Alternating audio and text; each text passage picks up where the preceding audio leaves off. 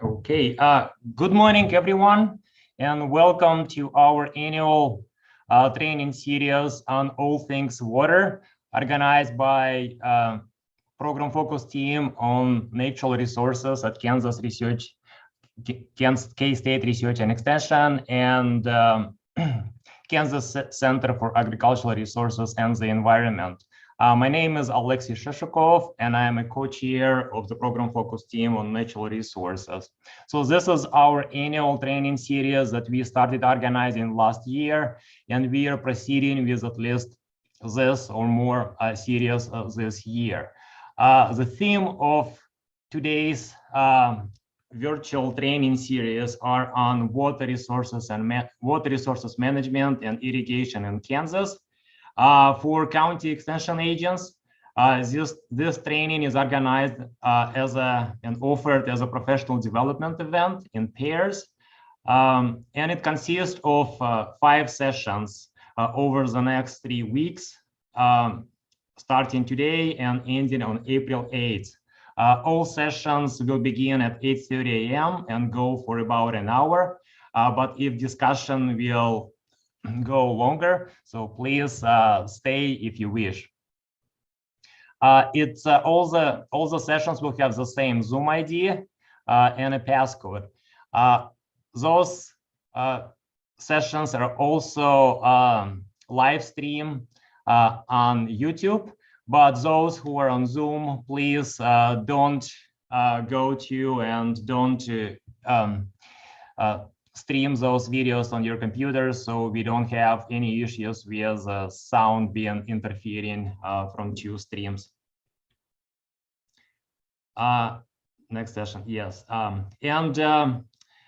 Please mute your microphones so we don't have any interferences while presenters and panelists speak. So as a format, we'll have about 30 to 40 minutes for speakers to present their content, and then panelists will join the discussion with Q&A monitored by a moderator as well as a couple of co-hosts. Please ask questions through the chat, and we will voice them as they appear, most likely at the end of the session, at the end of the presentation. So with this, I invite Susan Metzger as a moderator of the first session to introduce the series. Thank you, Alexei. Again, my name is Susan Metzger, and I serve as the Associate Director of K-Care. And I appreciate everybody joining us this morning for the kickoff of our series on water training. As a planning committee, we've really been enjoying putting this series together. So we hope that you enjoy being a part of it. As Alexei mentioned, please feel free. This is a dialogue, even though you'll have about 40 minutes of presentation. Ask questions, put reactions in the chat box, and we'll address those at the end as hopefully we have time. So our first topic today is on water resource management and irrigation in Kansas, the sustainable management of water resources in the state. And we thought that this would be really helpful to really kick off the series, to introduce you to a variety of experts in the field of water management in Kansas. These individuals represent state agencies, universities, and also local groundwater management districts. And not only are they going to give you a great overview of water management and water resources in the state, these individuals on the screen are going to be helpful resources to you as locals, if you have questions in the future, if you're encountering issues related to water resources in your area, these would be great individuals to follow up with. So I am going to introduce them, and then we are going to kick things off with Lane Letourneau as the first portion of the presentation. So I will go in order of who you're going to hear from, but you can see their names and titles on the screen. Lane Letourneau is going to kick us off this morning. He's also going to be the capstone at the end to close us out before questions and answers. And then we'll have the opportunity to hear from Brownie Wilson with the Kansas Geological Survey, who will give us some great information about the condition of the aquifers, especially in Western Kansas. And that's going to be followed up by Matt Unruh and Mike Meyer, who will share some information about water right administration and the various conservation tools that we have available to us to address water resource concerns. And then they'll turn it over to Shannon Kenyon and Kyle Spencer, who are both from groundwater management districts and can really provide you with perspectives of what it is like, truly from a local perspective, to administer those tools and resources to address water resource challenges. And then, like I said, Lane Letourneau will wrap it up for us by giving a really brief legislative update. And then hopefully we'll have lots of time to spend with questions and answers. So without further ado, I am going to turn it over to Lane Letourneau, who's going to start with just a 101 on Kansas water appropriations. Take it away, Lane. Thank you. And then Susan, do I advance the slides, or is that something that you do? I'll do it for you. You just say advance slide. Okay, thanks. Hi, everybody. I saw a lot of names that I know come up on the chat, so it's good to see everybody and good to be seen.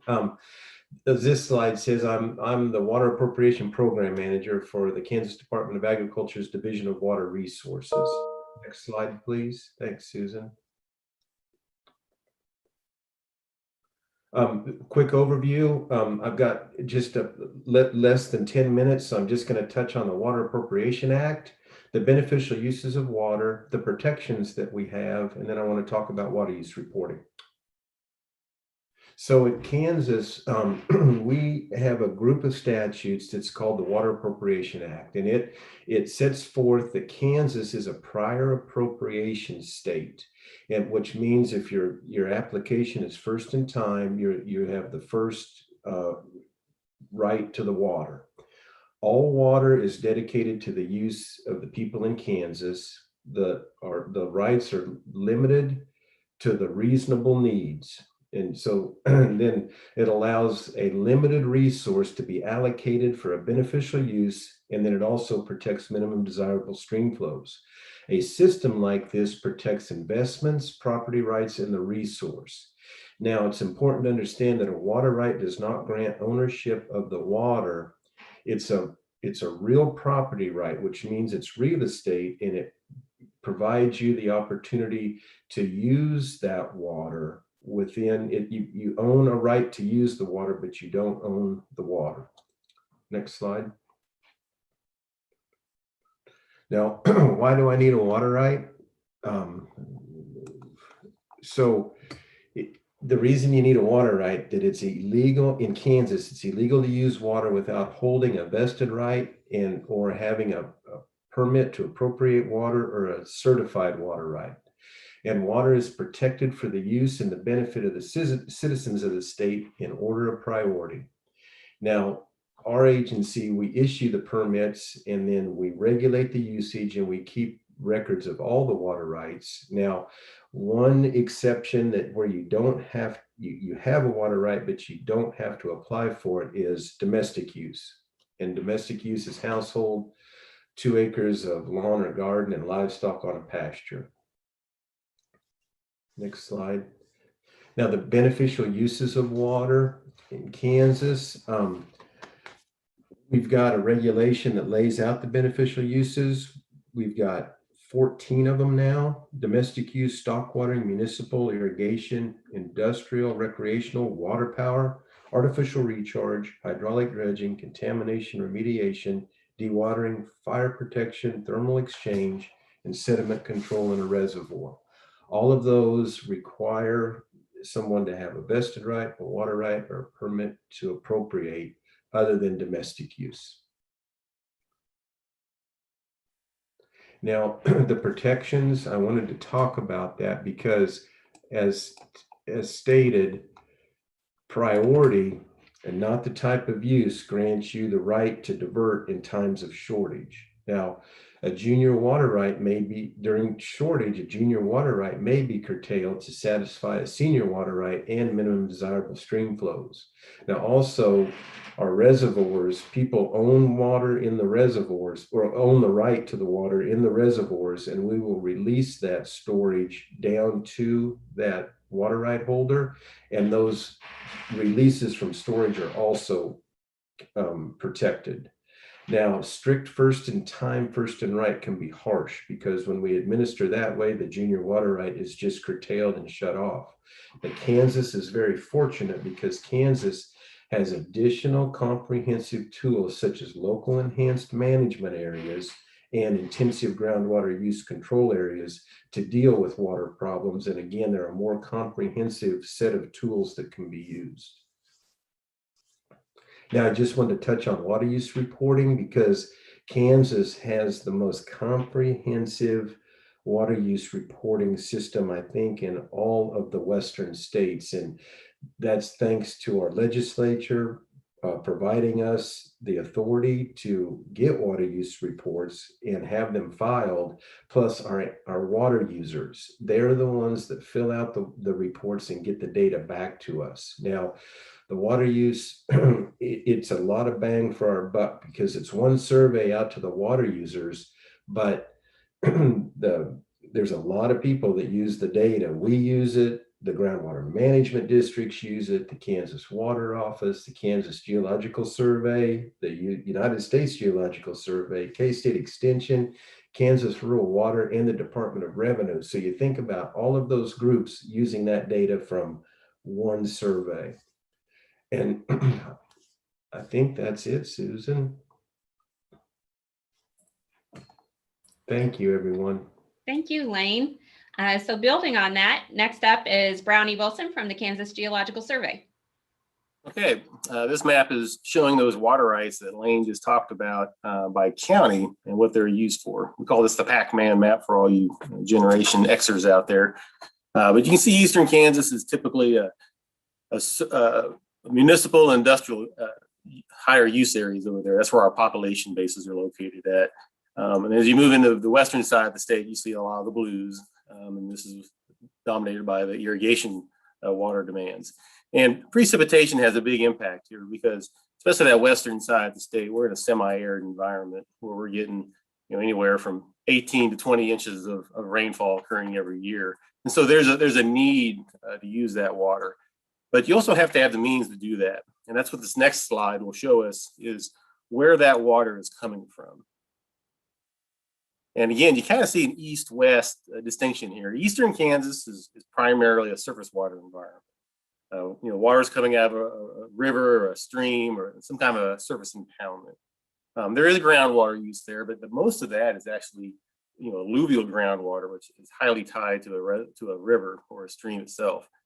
Then you contrast that with the western side of the state and south central Kansas. You see a lot of red there, and that indicates that most of that water is coming from a groundwater source. In some counties, it's exclusively groundwater. And it's not by accident by those counties that are dominated in western southwest Kansas, south central Kansas, that they're overlaying that gray shaded thing in the background. And what that is the saturated extent of the High Plains aquifer. And in a lot of cases, that represents the primary and not the only source of water for all those uses you saw by county. Now, the next slide is going to show you just how big the aquifer is. It's one of the largest aquifer systems in the entire world, running all the way from South Dakota down into Texas. And in Kansas, we kind of make a distinction. We treat that western third of Kansas as being the Ogallala portion of the High Plains. And then as you move into south central Kansas, you get into the Great Bend Prairie and the Ecosbed systems. Now, this is all hydrologically connected with water, and trying to draw a line makes it a little bit difficult because it's a little bit ambiguous. But for convenience sakes, a lot of people treat the Ford, Edwards, Kiowa County line as the difference between the Ogallala and then what we see in the Great Bend Prairie and Ecosbeds. And you'll see they're kind of distinctive, and they each have their own unique characteristics. The next slide is maps that are showing us what the saturated extent is, the aquifer thickness, the vertical thickness of the aquifer, and kind of gives us an idea of how much water is in storage. It's a proxy for that. And these maps are showing us on the left what it was in pre-development, typically the 1940s, maybe early 1950s, before large-scale irrigation was in place or large-scale water demands were in place. And then the map on the right is showing us what that is here in present time. So you can kind of see Southwest Kansas, for example, has been and is typically water.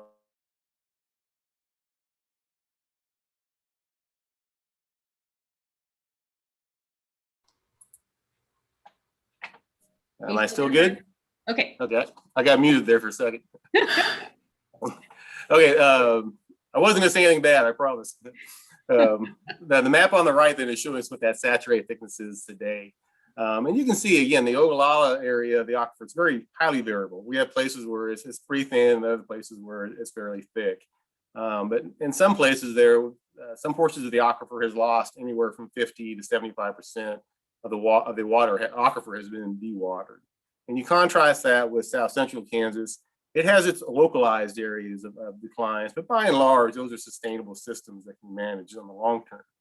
Now, this next series of maps are kind of going to show us an animation of what the water level changes have been here more in the last couple of decades. And you can see the area is indicated by the greens and the yellows and the reds. If it continues to animate, we'll show you that already declines are occurring. And you contrast that, again, the Ogallala versus South Central Kansas. Go ahead and click it again, Susan. And then here we go. Now it's starting to animate. So here you can kind of see the Ogallala side of the state is typically in a state of decline. And the big driver here, there are the pumping demands. And the next map that will show up on here will show you what the density distribution is of that groundwater use. And you can kind of see the similar areas where we have high levels of use. We typically have higher levels of decline. Now, part of that just simply is there's water there to use, right? So that's where you'd expect to see those declines. And where precipitation comes into play here, especially on the Ogallala side, is that it influences those pumping demands as opposed to being a recharge event. And then those pumping demands then indicate what the rate of decline is. Now, South Central Kansas, again, that area does recharge, and it actually depends on some of these large wet periods that help recharge and reset the system. But again, you kind of see the distinction here between Ogallala and South Central Kansas. So go ahead and click the next animation. And the big question here is how far out of whack are we? And whack is one of those high level terms we use in geohydrology to measure the difference between pumping and water level change. And go ahead and click it one more time, Susan. I have a hidden animation in there. And the answer to that question of how far out of balance are we came kind of across the answer to that by looking at water levels. And so the well you see there in the lower left is an index well, and that's an ever collection of growing network of wells that continuously monitor the aquifer on the hourly basis. And that gives us localized characterizations of what the aquifer is doing. And the graph there next to the picture of the well is showing us the recovery curves that are occurring at what we call the Thomas County well. It's just south of Colby. And you can see there that once the irrigation season is over, once the pumping season is done, the water levels in that well recover at a remarkably consistent rate. It really doesn't matter if it was wet or dry, or if the aquifer was pumped hard or pumped lightly. Once the season is over, it recovers in a constant fashion. At least for the last decade or so, it's been doing this. And so that led us to the idea that we can now apply a water budget approach to this, and looking at the aquifer in terms of a water budget. Because what you're seeing there, what those recovery, the water flowing into that well, what we are calling the net inflow. That's all the water coming in, all the water going out, except for pumping. And so we should get a good, strong relationship, as shown by those graphs on the right, on what the water usage is on the x-axis relative to the water level change occurring on the y-axis. And that's running from 2005 to 2000 up to the current conditions. And GMD4 is Northwest Kansas, and GMD1 is at West Central Kansas. And you can see there, we have a really strong relationships there. You know, over 80% of the variation that we see in the water level changes can be explained statistically by changes in the reported water usage.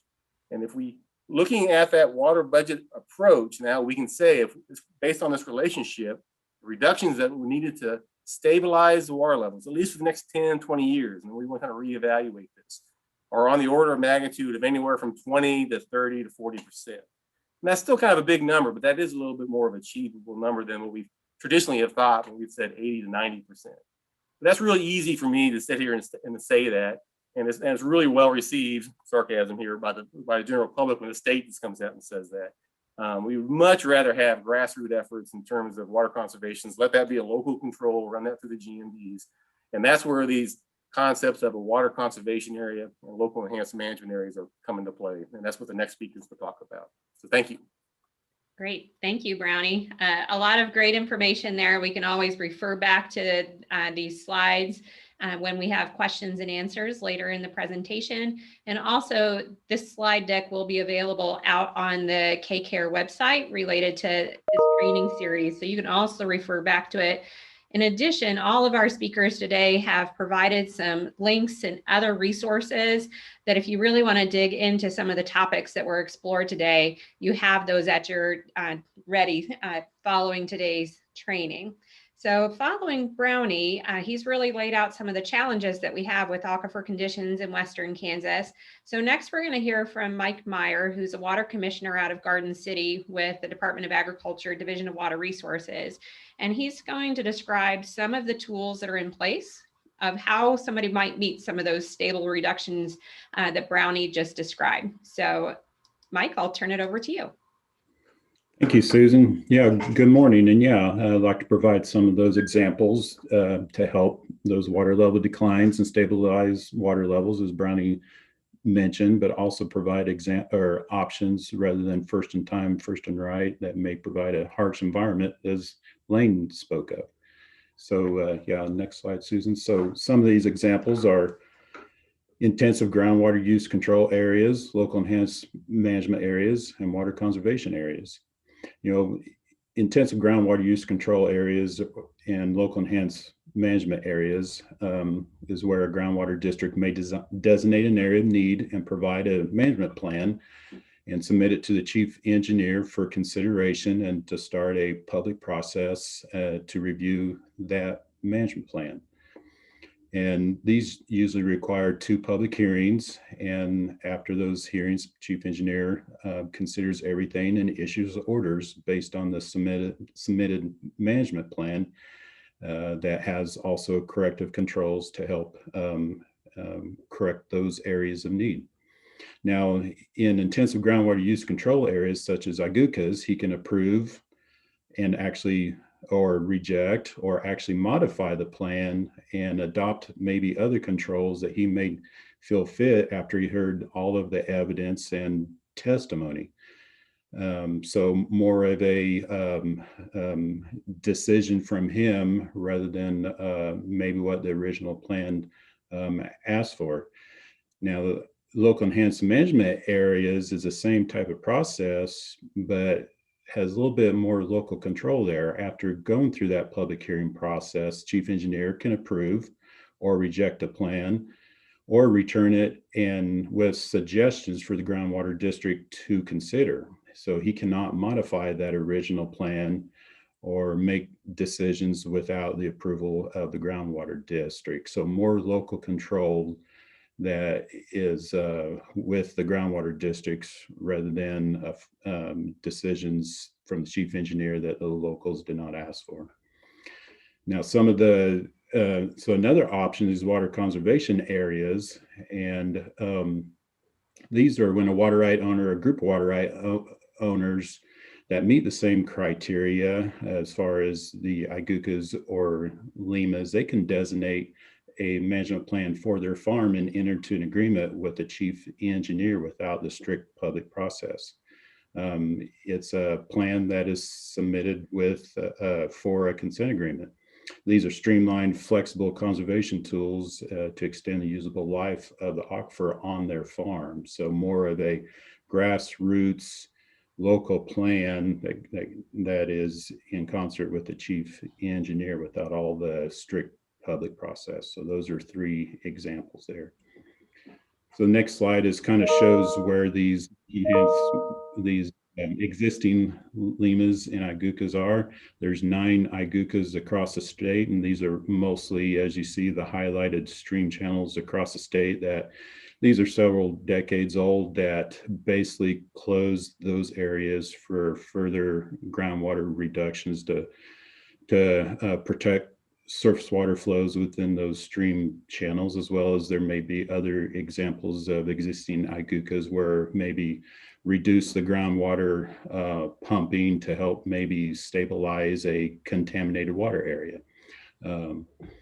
So those are the existing IGUCAs today, and then we do have 3 approved LEMAs across the state. In Northwest Kansas Groundwater District, there are 2, which you hear more of. Then the most recent new one in Western Kansas Groundwater District in Wichita County. Next slide, please. Then here is where our existing water conservation areas are located. There's 28 plans, and actually there's 26 within one of those plans in Wichita County. So really over 54 approved plans across the state. And you can see Wichita County has a blanket water conservation area plan for that county for its public to sign up for if they wanted their own plan. And again, there's probably about 26 participants there. But you can see the acres enrolled and the projected annual savings of these water conservation areas. Next slide.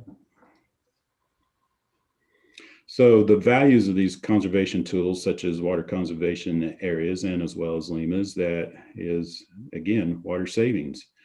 A lot of these may be underestimated as water users are first reluctant just to jump in and maybe not commit to as much savings, but what they found later is that water savings, more water savings is achieved than planned.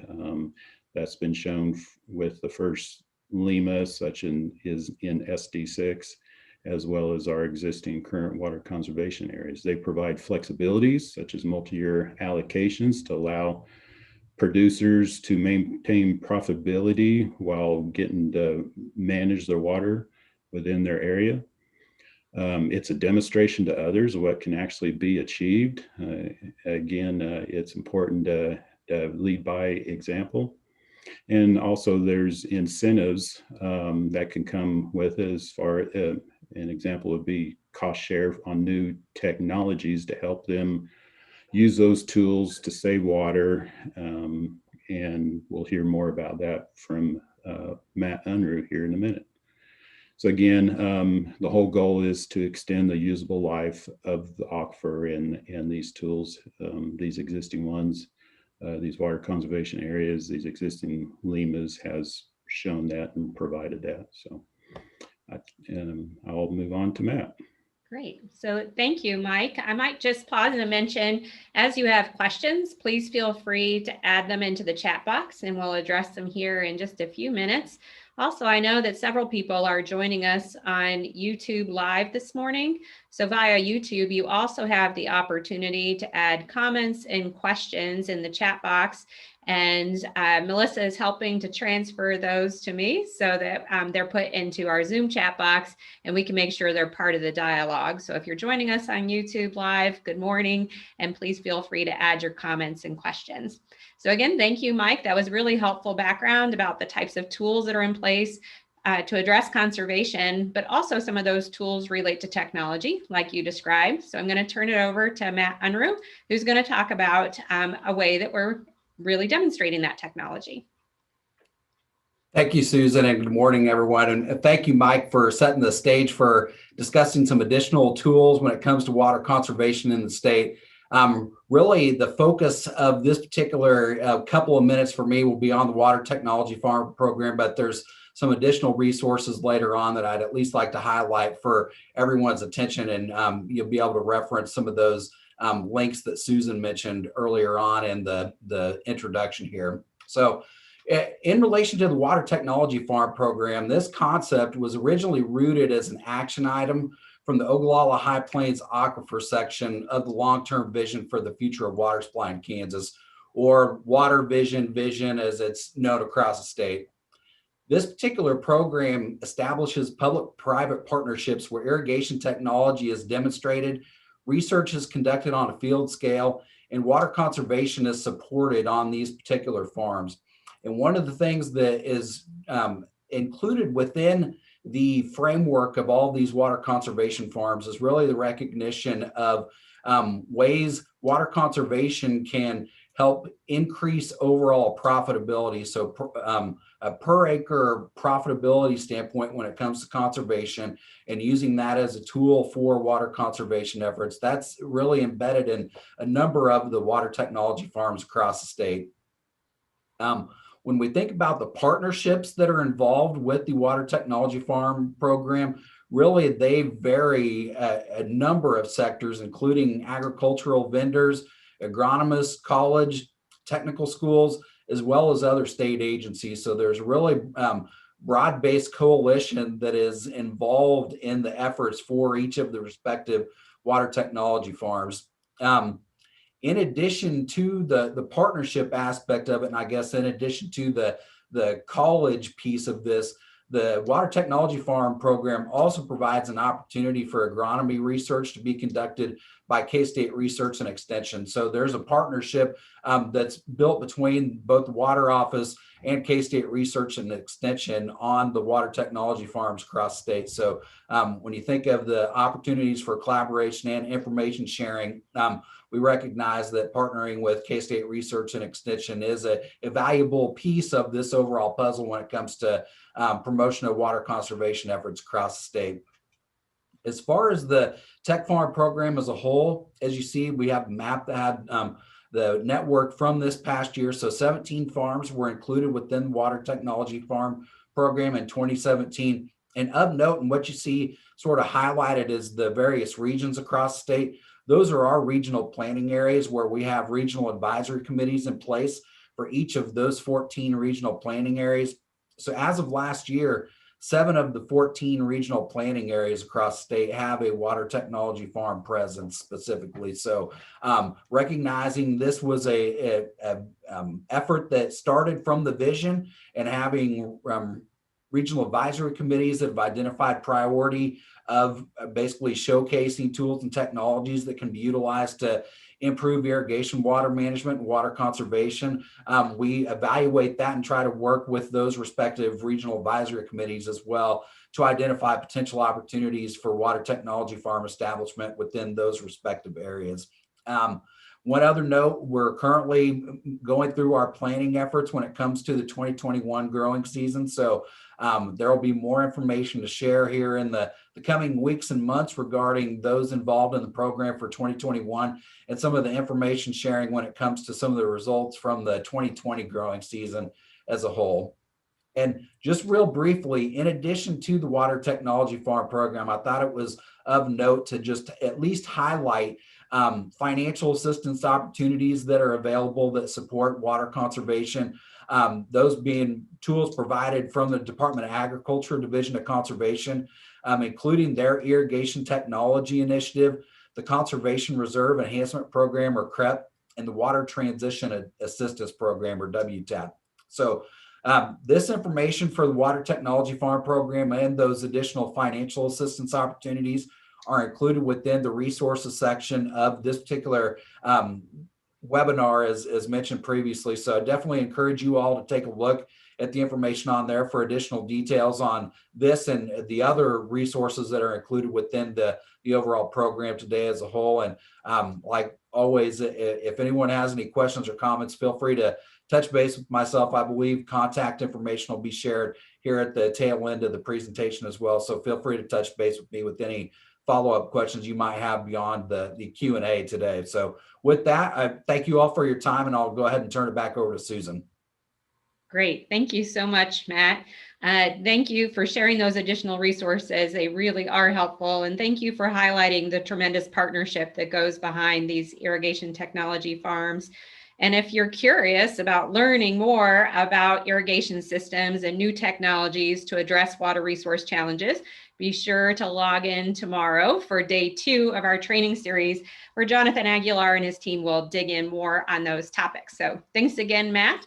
So next up, to help close us out before we have a legislative update, we're going to hear from Shannon Kenyon and Kyle Spencer. Shannon is with the Northwest Groundwater District number 4, and then Kyle is from the Groundwater Management District number 1, which is just to the south there. And you'll recall in Brownie's slide, he focused in on both of those GMD areas to talk about some of their potential for reduction of water to meet sustainability goals. So Shannon, I believe I'm turning it over to you first. All right, good morning, everybody. Thank you for joining us today. To begin with, like Susan said, my name is Shannon Kenyon. I'm with the GMD4 in Colby, Kansas. The GMDs were created initially back in 1972 through legislative action with the Groundwater Management District Act. Like I said, it was a legislative declaration because there was a need for local groundwater management. So there are 5 districts within the state of Kansas. It permits the establishment of these districts, as well as gives us locally the proper management of the groundwater resources.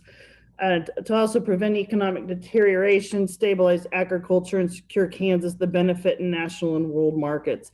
It essentially gives us kind of local control over our water resources. Next slide, please. Here's a map of each one of the groundwater management districts within the state of Kansas. Kyle Spencer here from 1 will be talking here in a minute. He's there in the green area. We have GMD number 2, which is down just north of Wichita. Tim Bays is the manager for that. GMD 3 is down around the Garden City area in the yellow area. Mark Rude is the manager there. Then you have 4 up in Northwest Kansas, which is myself, and GMD 5 with the manager there is Orrin Farrell. Next slide, please. Here in GMD 4, one thing that we started, the red outline is a map of our district in the middle. You can kind of see Colby there in a yellow plot in the middle of that. But just to the east of Colby is an area where we've had significant decline. And so back in 2012, actually, what they wanted to do was create, we wanted local control. They looked at an IGUCA, but they didn't like the state having that control. So the local enhanced management area was also by legislative action and allowed us to create the plan that we wanted in that area. So in 2013, the first Sheridan 6 Lima was born. Get next slide, please. What the components of that, we had numerous public meetings with stakeholders, somewhere around in the range of like 70 meetings. And so they were very active and kind of told our board of directors this is what they want it to look like. So what they have over the course of 5 years is 55 inches per eligible acre for irrigation. We have a large feedlot right in the middle of that. The state allows for 15 gallons per head per day, but he said I can go back to 12 gallons per head per day. What that really means is not that he's not letting the cows drink their water, but he can reduce the number of head in his feedlot in order to meet that requirement. 90% of the current, well, that's wrong. I'm not sure. Let's see, they cannot exceed their annual authorized quantity that's on their water rights. 0 to 35% of is their individual water rights reduction. So each one had anywhere reduced 0 to up to 35%. We had a goal of approximately 20% regional reduction as compared to the previous 5 years. So overall, that was a goal of 114,000 acre feet pumped, which is the 20% reduction from 2013 to 2017. At the end of 2017, they pumped only about 89,200 acre feet, which equates to about, depending upon what hardcore numbers you look at, about 32% reduction. There is some flexibility within that, which is some umbrella accounts. They can put multiple water rights on one Lima account, as well as we can transfer water around. That began in 2013. The first one ran through 2017. They decided to re-up again in 2018, and we're currently in the second Lima of that area. So the next one, next slide, please, is our district-wide Lima. It says proposed at the top because I haven't changed it yet, but this is essentially shows the GMD for region by township as each one of those squares.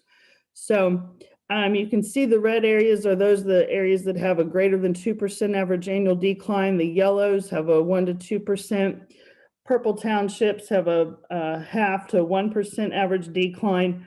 The blue ones, I threw those in there just for a visual. Those have a 0 to 5% average annual decline, and the green areas have none. This was back in 2017. So we created this Lima because each region, it's there's a lot of variables in decline as well as management practices and precipitation as you go from west to the eastern side of the district. So everything was divided up in zones. They were given the allocations as you can see below. We're currently in our 4th year of that. So with that, that's just kind of a brief overview, but I'll turn it over to Kyle now and he can talk about the new Wichita Lima. Great. Thank you, Shannon. Kyle, we look forward to hearing from you. Okay. Yes, good morning, everybody, and thanks, Shannon. So our Wichita County Lima actually stemmed from 2014 effort. The GMD1 board at that time proposed a district-wide Lima. And although not required by the Lima statute, the board opted to put that to a district-wide vote. And unfortunately, although three of the 5 counties in GMD1 did vote in favor of the Lima, the overall vote total was on the negative side. So the board opted not to move forward in 2014. And then WCAs that Mike talked about earlier were implemented in 2015. And so the board opted to kind of delay any future Lima plans until the WCAs had a chance to see how they worked out the voluntary plans. And after about 3 years, although we had some good successes in the district of people enrolling in WCAs, the board felt that it was probably time to revisit the Lima. And from that vote in 2014, Wichita County was by far the strongest supporter of implementing a Lima. The vote in that county was almost 2/3 in favor. And as Mike mentioned, much of the public in Wichita County had already formed the voluntary Wichita County WCA and have quite a few participants in that. But after about 3 years, the enrollment in that voluntary plan kind of plateaued.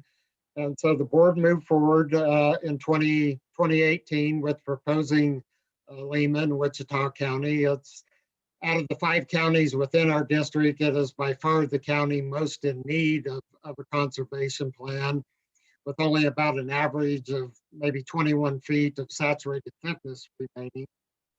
So they proposed this Lima. As Shannon mentioned, we had numerous public meetings throughout about a 2-year planning period. And then the plan was submitted to the state in last March, about a year ago. And then the chief engineer approved the plan just this past February. I would say that the plan probably would have been approved much sooner, but COVID delayed the process of the hearing process. Otherwise, the plan probably would have been approved sometime last fall. So moving on to some of the particulars of the plan. I guess maybe next slide, Susan. Thank you. So the Wichita County Lima plan is based on previous water use through the average water use through the 2009 to 15 period. And from that water use, we proposed a reduction of 25% from that average use. Now, it's worth noting that in Wichita County, because water levels have declined so much, only about 58 or 59% of the wells actually receive that full 25% reduction. The remainder of the wells, either about 37% of them had absolutely no use at all. And then those that fell in between received a reduction somewhere between 0 and 25% based on what percentage of the well's annual authorized quantity was pumped during that average use period. So those wells were either reduced somewhere between 0 and 25%. we did not reduce people that their average use was already below 20% of the authorized quantity of their well. We just opted to hold them to that average use. And then those wells that, if you would reduce them by 25%, would take their use to below 20% of their authorized quantity for that well. We stopped the reduction at 20%. And then, as with the other LEMAs and most WCAs, it's a 5-year pot of water for them to use as they see fit over that period. As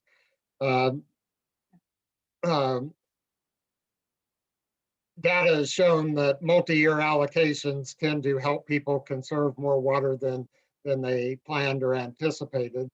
And with other LEMAs, no water right is allowed to exceed its annual authorized quantity. And then we did propose, although we couldn't guarantee it, but we did propose that any unused LEMA allocation could be carried forward to a subsequent LEMA if the LEMA was renewed in 2026. And we did not propose to administer vested water rights, but they can voluntarily enroll. And then through an appeal process, we folks that feel like they previously had conserved water, they can provide some evidence to the board of directors, and if the board thinks that evidence is sufficient, the board would authorize them a rate test on their well to show that their well is capable of pumping more than what their historical use has been. And then one thing that's not on there, we do have some flexibility, much like the umbrella account in the Sheridan 6, but we do not allow trading of water, but we do allow folks to, if their water rights are legally overlapped and physically tied together, they can share a group allocation to give them more flexibility, so each well can share some of their assigned LEMA allocation. The effective savings of this LEMA is projected to be around 14.7% in water savings. That may increase if some vestids enroll, but we do anticipate at least that much. And through some KGS analysis, they showed that had this LEMA not been implemented, probably in about 7 years, the average saturated thickness across this Wichita County area would likely decline to about 15 feet. But with this plan being implemented, that time period was at least doubled, if not up to slightly more than doubled. So it will extend that useful life for the folks there in Wichita County. And I think that's all I have, Susan. Wonderful. Thank you, Kyle. I know that you are quite busy working on getting this up and running and being successful. So thank you for spending time with us this morning. It was really nice to see the various LEMAs side by side that you and Shannon described, because it really does show that not all of them have to be the same. They can be tailored to a local situation. And Shannon also shared the map of each of the groundwater management districts, and we actually have representation on the call today from all 5 of those. So if you have any questions, feel free to add those to the chat and we can explore those with them as well. But we're going to wrap it up with our closer, Lane Letourneau, who's going to tell us what's happening in the State House related to water this session. Lane. Let's see, let me get my start. Okay, thank you, Susan, and I will wrap it up. We had one, because of limited activity in the Capitol due to the pandemic, but we had limited activity ourselves, but we did think one important thing we needed to change was to modify the multi-year flex account statute. And it seems like we modify this thing about every other session, because as we do this, we learn things that can benefit our water users. And so the multi-year flex account, or the MIFA it's called, it is a term permit that we suspend the base water right and pick up the authority of pumping under a term permit. And what it does is it lumps a quantity of water for over a 5-year allocation. Well, we had 16 new water rights that were not eligible for a MIFA because they didn't have a base use period during 2000 to 2009. They were approved after that period. Well, it caused a compliance issue because we had people that had water rights that had a multi-year flex account, but then they would have another water right that was not eligible, but they thought they could get it into a multi-year flex account. They may overpump it. They would show up and we'd say, hey, you're not eligible. So we wanted to change that statute to provide this flexibility for these new water rights. And I do have to say, as we talked about, once the water user gets into these multi-year allocations, whether it's a MIFA, whether it's under a WCA or a LEMA, when they start managing their water, well, then they find out that they have water left over in year 5. And so that's why then we look for ways then to push that wet water into the next period, because when we do that, we're pushing that authority down the road. And that's really what we want to do, is give these guys the opportunity to conserve and extend the life of the aquifer. And with that, Susan, I'm done. Awesome. I appreciate this. Perfect, Lane. So we're at our question and discussion time. I am briefly just going to stop share for the slides. We'll go back to those in a second. And I just ask that if you're on Zoom and you're familiar with Zoom and you have the reaction button, if you could just give our panelists a round of applause with your reaction button, that would be wonderful.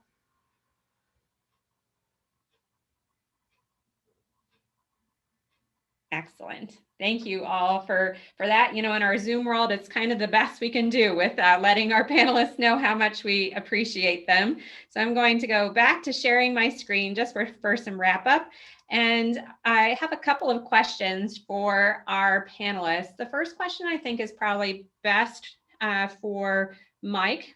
Mike Meyer, you had a slide that talked about the differences between an IGUCA, a LEMA, and a WCA. So can you tell me, are the IGUCAs, where are they originated? Can a groundwater management district originate those?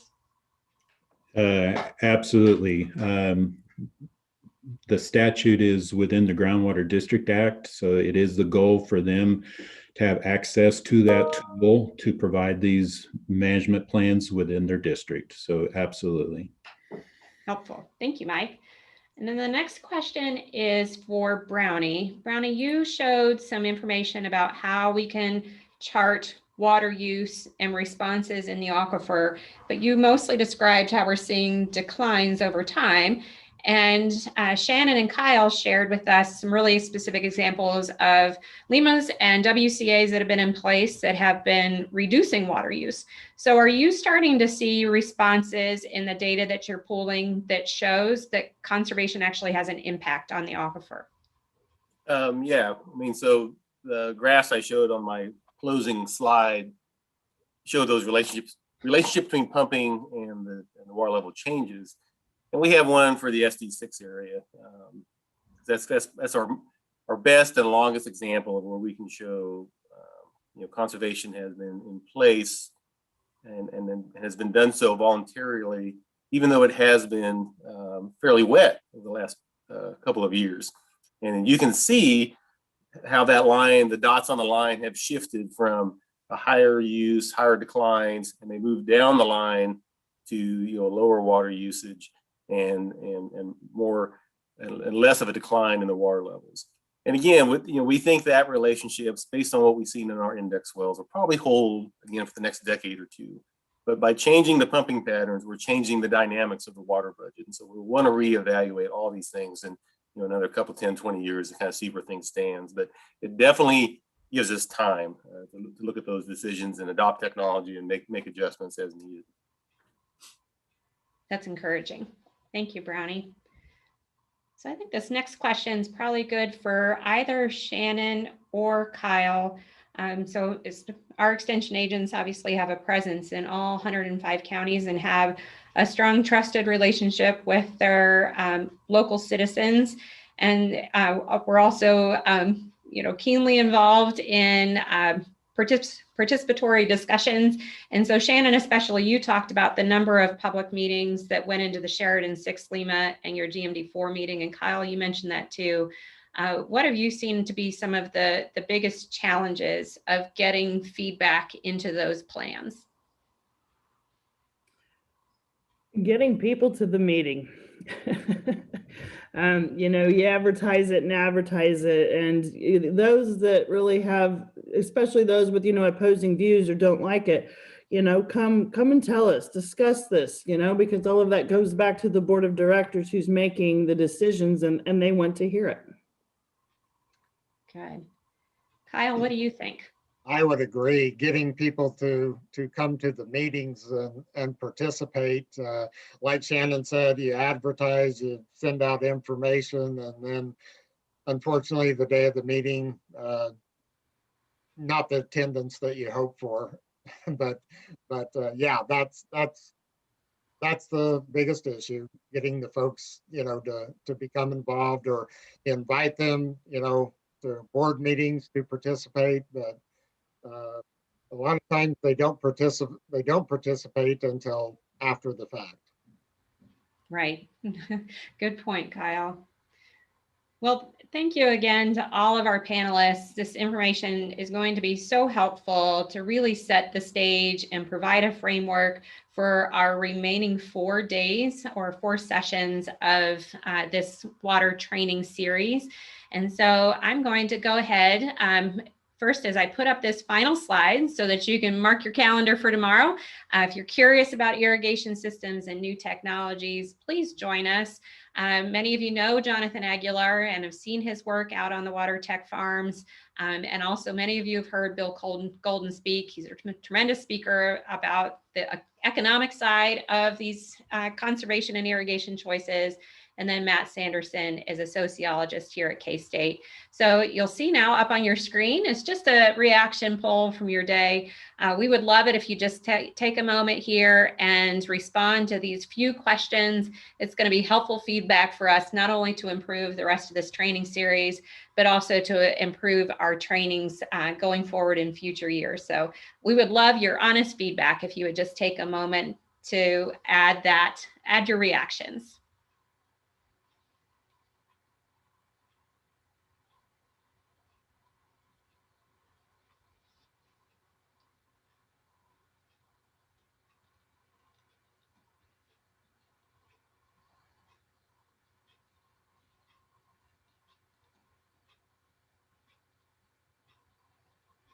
There you go. I'll just give another moment just to add that, since there are 4 questions. I want to make sure you have a chance to look at all of them.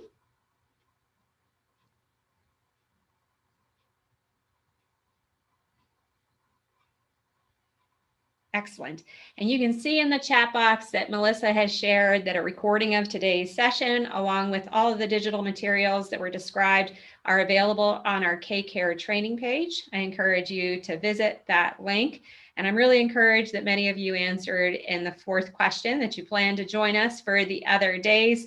I look forward to seeing you there. And I greatly appreciate the time that you spent with us this morning and appreciate our panelists sharing such important information to get our training series off to a great start. So I'm going to see if Alexi, if you have any closing comments for us today. Thank you, Susan, for moderating the session and being a great moderator of it. And yes, so I invite everybody tomorrow to Zoom in again at the same time at 30 a.m. for the next session on irrigation technologies and understanding water resources conservations and associated resources with it. Excellent. Thank you, Alexi. And I'll stop share there, and you can see the results of the poll if that's curious to you. And just to close out, if you want to, you can add your video back on so that we can say good morning and goodbye to all of you, and or use the reaction button. And just want to say again, thank you so much for spending your morning with us and for helping to kick off our water series training. I hope you enjoy the rest of your week. Thank you.